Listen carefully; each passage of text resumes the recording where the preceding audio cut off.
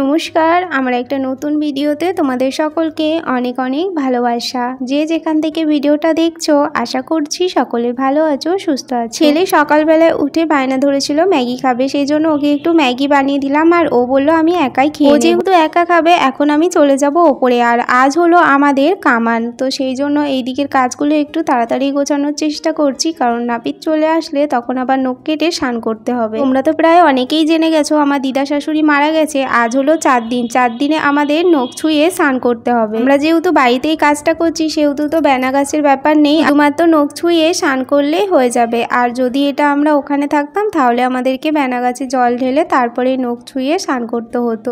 তো যাই হোক, এখন হচ্ছে আমি বিছানাটা গুছিয়ে নিয়েছি, আর এইদিকে কিছু জামা কাপড় ছিল ওইগুলো আমি গুছিয়ে নিচ্ছি। আর একটু তাড়াহুড়োর মধ্যেই করছি, কারণ ওনাকে 8টার মধ্যেই আসতে বলেছি। আমি যেহেতু পার্লারে যাব, নইলে দেরি করে আসলে আমার যেতে অনেকটা দেরি হয়ে যাবে।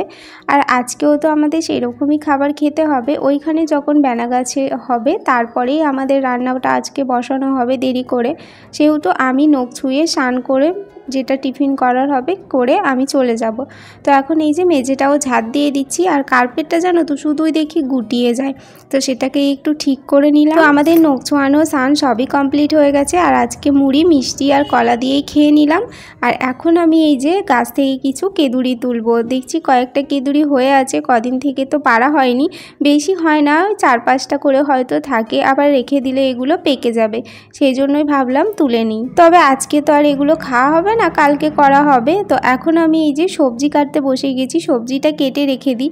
আর এই যে তোমাদেরকে আলুটা দেখালাম, দেখো এই একটা আলু দিয়েই কিন্তু আমাদের সবার জন্য তরকারি হয়ে যাবে। তো এটাই কাটছি পোস্তর জন্য, আজকে হবে পোস্ত আর হবে একটু টক, আর তো ভাত তো হবেই। তো আজকে তো সেই তেল মশলা ছাড়াই খাবারটা আমাদেরকে খেতে হবে, আর আজকে একটু দেরি করেই রান্না বসাতে হবে। ওইখানে বেনা গাছ হবে, তারপরে খপর দিলে এখানে রান্নাটা বসানো হবে। তো আমার এইদিকে সবজি কাটা হয়ে গেছে, সবজির খোসাগুলো এখন তুলে দিলাম। আর এখানে রান্নাটাও কমপ্লিট হয়ে গেছে। রান্না আজকে মাই করেছে মুগের ডাল, আলু পোস্ত, ভাত, আর এদিকে রয়েছে টক। বিকালে পার্লারে এসেছি, অনেকক্ষণই হলো, এখন প্রায় ওই 6টার মতো বাজছে। দেখো যত সন্ধ্যা হচ্ছে তত ঝোড়ো হাওয়াটা বেশি দিচ্ছে, আর দেখো আকাশটা পুরো কালো মেঘে ঢেকে যাচ্ছে।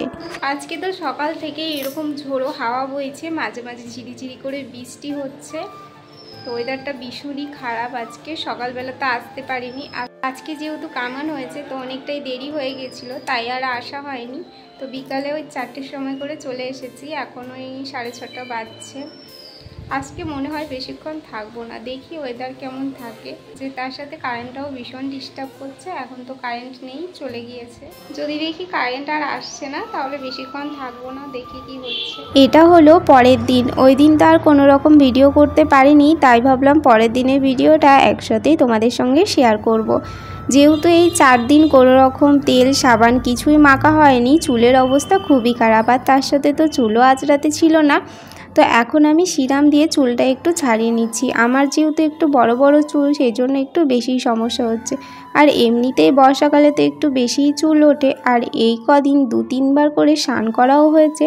আর সাথে কিন্তু আমার যেহেতু এত বড় চুল শুকায়ও নি, তার জন্য দেখো চুল কিন্তু প্রচুর উঠেছে, আমার পুরো কান্না লাগছিল। তো এখন নিচে চলে এসেছি, এখন মাছটা এদিকে বেছে নেব। আজকে তো একটু শাক মাছ খেতে হয়, তার জন্য এই যে এটা রুই না মিরকেল আমি ঠিক জানি না, ওই মাছটা নিয়ে এসছে, ওটাই এখন আমি বেছে নেব। তার সাথে একটা বাটা মাছও রয়েছে। আর দেখো আমার সোনা পাপার এইদিকে দুষ্টুমি শুরু হয়েছে, গাছ থেকে একটা ফুল তুলে নিয়ে এসে আমার কানে পরিয়ে দিল।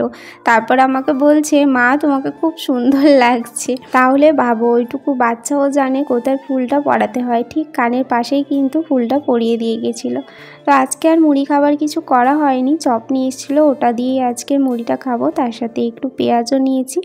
আর এখন একটু চা বসিয়ে দিচ্ছি। তোমরা তো প্রায় যারা আমার ভিডিও দেখো তারা জানো আমরা মুড়ি খাবার পর আবার একবার চা খাই, তো সেই জন্যই চাটা বসানো হচ্ছে। তবে এটা আমার বিয়ের আগে অভ্যাস ছিল না, বিয়ের পরই হয়েছে। যেহেতু এই বাড়িতে এই সময় সবাই চা খায়, আর আমার বাবার বাড়িতে এই সময় কেউ চা খায় না, ওই দুবারই চা খায়, একবার সকাল আর একবার সন্ধে। ওই দুটো টাইম আমার নেশা ছিল, কিন্তু এখানে এসে আরও দুটো টাইম অ্যাড হয়েছে, বিকাল আর এই যে বেলাতে। ওইদিকে চা বসিয়ে দিয়েছি আর এইদিকে মশলার কৌটোতে মশলাগুলো ঢেলে নিচ্ছি, যেটা মশলাদানি প্রত্যেক দিন ইউজ করার জন্য। ওইটাতে এই কদিন লাগানো হয়নি, ধোয়া ছিল, তাই জন্য আজকেই পারলাম। আজ থেকে তো আবার নর্মাল যেরকম রান্নাবান্না হয় ওইগুলোই করা হবে। আর এইদিকে তেলের বোতলে তেলটাও ঢেলে নিলাম আর এইদিকে দেখো আমার চাটাও হয়ে গেছে। গ্যাসে রান্না করতে করতে আমার মতো এই অভ্যাসটা কার আছে, যতবারই যেটা রান্না করব গ্যাসগুলো কিন্তু আমি ততবারই মুছি। তাহলে কি হয়, গ্যাসটা কিন্তু রান্নার পরেও দেখবে পরিষ্কার হয়, হালকাভাবে মুছে নিলেই কিন্তু হয়ে যায়। এইদিকে আমি মাছ ভাজাটা বসিয়ে দিলাম আর এইদিকে আমি আলুগুলো কেটে নিচ্ছি। মাছের ঝোল করব আজকে আলু দিয়ে। কারণটা হলো বাড়িতে সেরকম কিছু সবজি নেই, আলুটাই রয়েছে, তাই ভাবলাম একটু আলু দিয়েই মাছের ঝোলটা বানাবো আজকে। আর তার সাথে তো শাক খেতে হয়, জেঠিমাদের গাছ পড়ে গেছিলো, ওখান থেকে জেঠিমা সকালবেলা ডাকলো, আমি ওখান থেকেই সজনের শাক নিয়ে এসেছি। তবে ওটা এখনও বাছা হয়নি, ওটা বাছবো। সজনের শাক বাছতে তো অনেকটাই টাইম লাগবে। এই দেখো আমি সজনের শাক এখন বাছতে বসেছি আর এইদিকে আমি মাছের ঝোলটাও এখন করে নেব। তবে দেখো আলুটা একটু পুড়ে পুড়ে গিয়েছে। আলুটা বসিয়ে দিয়ে বাবুর সঙ্গে কি করতে গিয়েছিলাম, যাই হোক ও হয়তো ডাকছিল, তো তখনই আলুটা এইভাবে পুড়ে গিয়েছে। তো এখন ঝোলটা বসিয়ে দিচ্ছি, মাছগুলো দিয়ে দিলাম, ভালো করে একটু কষিয়ে নিয়েছি। আর যেহেতু এই একটা তরকারি হবে সেই জন্য একটু ঝোলঝোলই করব। দেখলাম একটু লবণ কম হয়েছিল, তাই একটুখানি লবণ দিয়ে দিলাম। আর এখন দেখো ঝোলটা প্রায় হয়ে গেছে, তাই একটু গরম মশলা দিয়ে দিলাম। এবার এটাকে কিন্তু আমি নামিয়ে নেব।